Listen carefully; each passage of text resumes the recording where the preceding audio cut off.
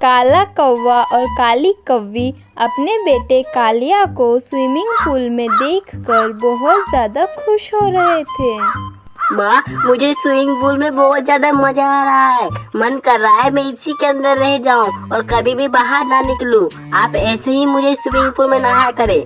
हाँ बेटा, ये स्विमिंग पूल तो तेरे लिए ही बनवाया है।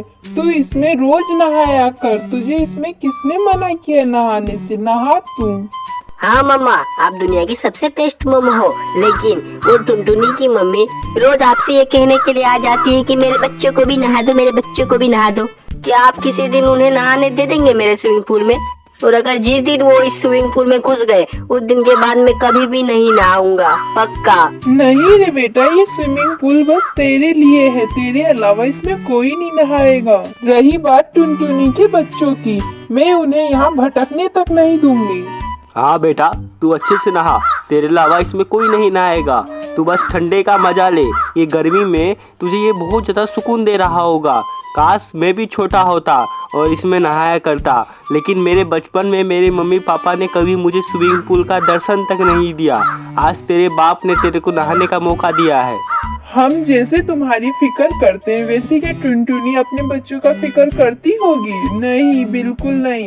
देखो कितना गर्मी है, हम तुम्हें ठंडे पानी में नहला रहे हैं।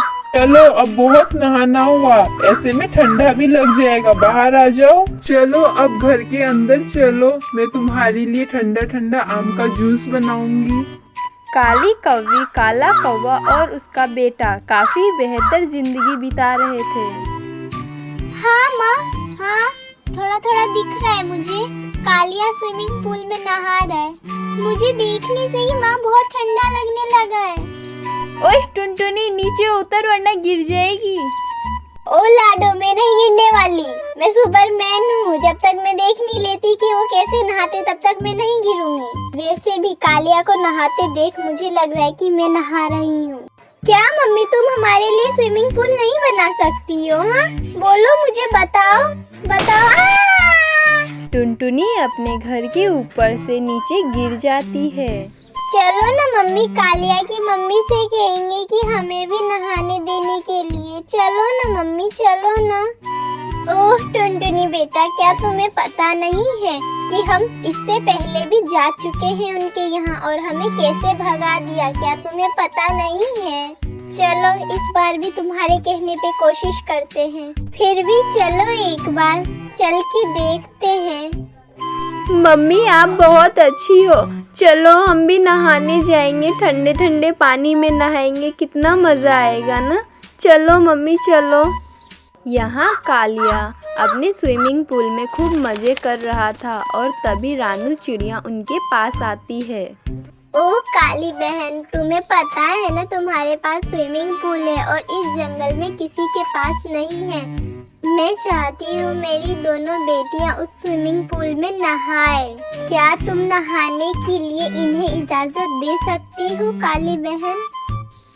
ओए चल टुनटुनी की बच्ची, तू कहाँ से आई है इस स्विमिंग पूल में नहाने के लिए? यह स्विमिंग पूल सिर्फ अमीरों के लिए है, तुम जैसे गरीबों के लिए नहीं। चल फुट यहाँ से। मैं नहीं नहाने देती किसी को भी, ना तुम्हारी बेटियों को। अबे चल चल, तू कौन सी अमीर है, गरीब कहीं की? हमें गरीब बोलती है, पहले खुद तो देख ले, झोपड़े में रहती है। ओह टुनटुनी बेटा, ऐसे बड़ों से बात नहीं करते हैं। नहीं मम्मी, एक स्विमिंग पूल नहीं है इनके पास, तो ये आकाश में उड़ रहे। जा, तुम्हारे स्विमिंग पूल में हम नहीं नहाते, हम खुद अपना नया स्विमिंग पूल बना लेंगे। ओह जा जा जा, रानू चिड़िया की बेटियाँ, तुम तो बहुत खराब हो। रानू चिड़िया और उसकी बेटियां वहां से चले जाते हैं और इस बात को कई दिन बीत जाते हैं और रानू चिड़िया ने अपना खुद का एक नया स्विमिंग पूल बना लिया और उस स्विमिंग पूल के अंदर टुनटुनी लाडो चिड़िया खूब मजे से गर्मी का आनंद ले रही होती है और नया स्विमिंग पूल कालिया के स्विमिंग पूल से बहुत बड़ा था। और इधर काली कौवी और काला कौवा टुनटुनी को ऐसी खुशी देखकर बहुत ज़्यादा जलन हो रहा था और टुनटुनी अपना खुशी खुशी जीवन बिताने लगी। तो दोस्तों, आपको यह वीडियो कैसी लगी? अगर अच्छी लगी हो तो अगला वीडियो जरूर देखिएगा। अरे रुक जा दुष्ट शेर, मेरे बकरी के ऊपर नजर डालता है। हे भगवान बचा लो आज के बाद कभी भी किसी बकरी के ऊपर नजर नहीं डालूंगा। लल्लू शेर भागता ही जा रहा था और जल्द ही किसान के चंगुल से वो बच निकलता है।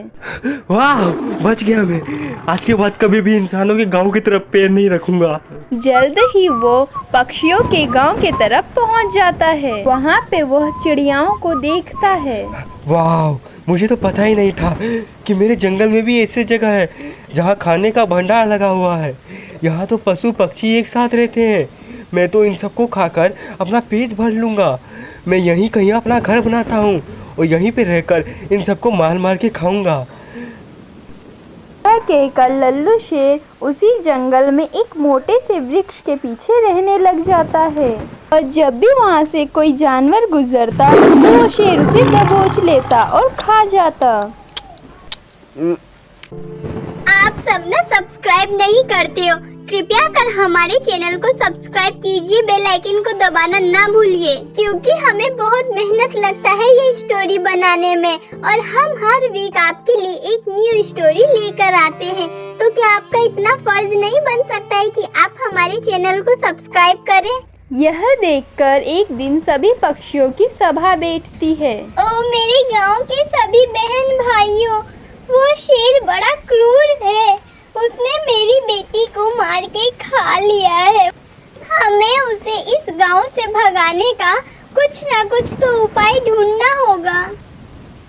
हाँ लाडो, तुम सही कह रही हो, उसने मेरे बेटे को भी खा लिया है। वो सच में बहुत क्रूर शेर है लाडो।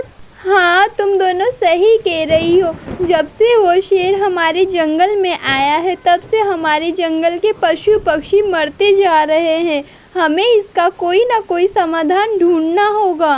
रुको, मैं कोई उपाय सोचती हूँ।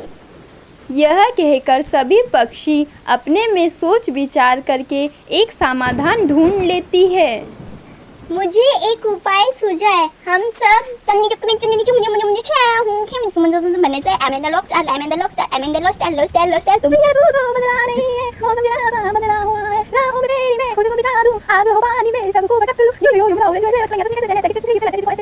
जल्द ही वे सभी पक्षी समाधान ढूंढकर शेर के खोखले पेड़ के पास आते हैं। देखो रानू और टुनटुनी, इस जंगल को बर्बाद करने में उसी शेर का हाथ है जो हमारे सभी पक्षियों को मार के खा रहा है। प्लान के अनुसार तुम सब अपना काम करो, क्योंकि अगर हमने इस शेर को मार दिया तो हमारे जंगल का नाम रोशन हो जाएगा। रानू और टुनटुनी, तुम जाओ अपना काम करो।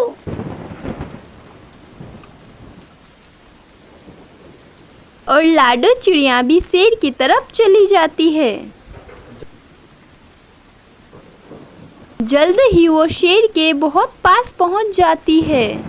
वहां पहुंचकर वह मानो किसी चीज का बेसब्री से इंतजार करने लग जाती है। और इधर आसमान में रानू चिड़िया और टुनटुनी अपने हाथों में एक लोहे का बॉक्स लेकर आती है। और लाडो चिड़िया का इशारा मिलते ही दोनों चिड़िया वो बॉक्स नीचे छोड़ देती है।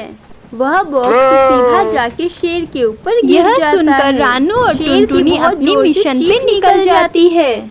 इधर शेर की मौत से पूरा जंगल फिर से खुश हो जाता है।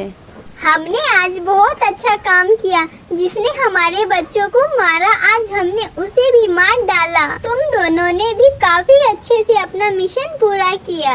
वह बॉक्स बहुत भारी लग रहा होगा, लेकिन फिर भी तुम लेकर आई और शेर के ऊपर तुमने गिरा दिया। शाबाश रानू और टुनटुनी, तुम बहुत अच्छी हो।